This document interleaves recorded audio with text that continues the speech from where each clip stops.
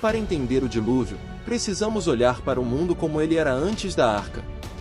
Gênesis 6 mostra uma humanidade totalmente perdida. A Bíblia diz que a maldade tinha se multiplicado, e que os pensamentos do coração do homem eram somente maus o tempo todo. Não era só pecado comum. Era uma corrupção geral, moral e física. Violência por todos os lados. A terra estava cheia de morte. A situação era tão séria que aparece uma das frases mais dolorosas de toda a Bíblia.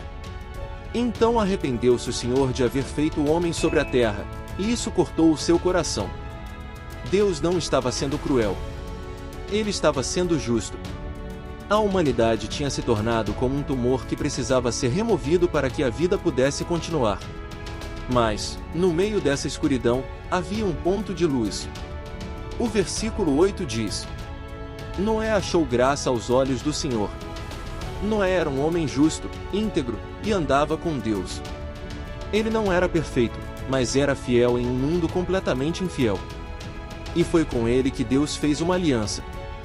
Aqui começa a missão impossível. Deus chama Noé e dá a ele uma tarefa gigantesca. Deus manda Noé construir a arca de madeira de gofre e dá as medidas exatas: 300 covados de comprimento, 50 de largura, 30 de altura. Usando o côvado de 45 centímetros, isso dá aproximadamente 135 metros de comprimento, maior que um campo de futebol. 22,5 metros de largura, 13,5 metros de altura, um prédio de 4 andares. Isso não era um navio para navegar. Era uma barcaça, feita apenas para flutuar sem virar, mesmo em ondas enormes. Estudos modernos mostram que essa proporção é perfeita para estabilidade. A Bíblia indica que Deus deu à humanidade 120 anos de aviso. Noé passou décadas construindo e pregando. Imagine a cena: um homem construindo algo enorme, longe do mar, falando sobre uma chuva que ninguém nunca tinha visto. Ele foi zombado, ridicularizado. Mas a Bíblia diz: assim fez Noé, conforme a tudo que Deus mandou, assim o fez. Sobre os animais, Deus não mandou levar todos os adultos do mundo. Ele mandou levar espécies, e fez distinção. Animais puros, 7 pares. Animais impuros, 1 par. Deus já estava preparando o futuro dos sacrifícios e da alimentação. Chegamos ao momento decisivo. A arca estava pronta. Os animais entraram sozinhos, guiados por Deus. Noé, sua esposa, seus 3 filhos, e suas noras entraram também. 8 pessoas ao todo. Então um detalhe poderoso acontece em Gênesis: e o Senhor fechou a porta. Não foi Noé. Foi Deus. A chance de salvação se encerrou ali. No dia 17 do 2º mês, o mundo começou a desabar. Não foi só chuva. A Bíblia diz que romperam-se as fontes do grande abismo, como se a terra explodisse por baixo. E ao mesmo tempo as janelas do céu se abriram. Água de cima. Água de baixo. Um planeta inteiro sendo esmagado pela fúria das águas. Choveu por 40 dias e noites, mas as águas continuaram subindo por 150 dias. Os montes mais altos ficaram cobertos com cerca de 7 metros a mais. Onde havia cidades, agora havia silêncio. Onde havia vida, agora havia morte. A Bíblia diz: ficou somente Noé e os que com ele estavam na arca.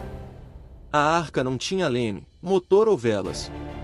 Estava totalmente nas mãos de Deus. Mas Deus não esqueceu. Gênesis 8 começa com uma frase maravilhosa: e lembrou-se Deus de Noé. Ele enviou um vento e as águas começaram a baixar. A arca descansou nas montanhas de Ararat. Noé esperou. Ele soltou um corvo. Depois uma pomba. A primeira vez, ela não encontrou nada. A segunda vez, trouxe uma folha de oliveira. A terceira vez, não voltou. Depois de cerca de 370 dias, eles finalmente saíram da arca. E a primeira coisa que Noé fez não foi construir casa, nem plantar. Ele ergueu um altar e adorou a Deus. Então Deus fez uma promessa eterna: ele nunca mais destruiria a terra com água. E como sinal dessa aliança, ele colocou o arco-íris nas nuvens. Um lembrete de que a misericórdia venceu o juízo. Jesus deu um alerta sério: os últimos dias serão iguais aos dias de Noé. Como era aquela época? As pessoas viviam normal. Comiam, bebiam, casavam e ignoravam os avisos. A arca estava lá, sendo construída. Era a prova. Mas ninguém ligou. Riram de Noé. Até que chegou o dia final, a porta se fechou. A história de Noé não é só sobre um barco grande. É sobre a porta. Havia só uma entrada para a salvação. Hoje é a mesma coisa. Existe só uma porta para nos salvar. E essa porta é Jesus. Ele disse: eu sou a porta. Noé foi salvo porque obedeceu. Ele acreditou, mesmo quando o mundo chamava de louco. Hoje, o mundo está cheio de maldade, briga e mentira. O aviso está aí. A pergunta é simples. Quando o tempo acabar, em que lado da porta você vai estar? Se essa mensagem te tocou, se inscreva no canal Falando com Deus. Que Deus te abençoe. E qual história da Bíblia você quer que a gente explore no próximo vídeo? Comenta aqui.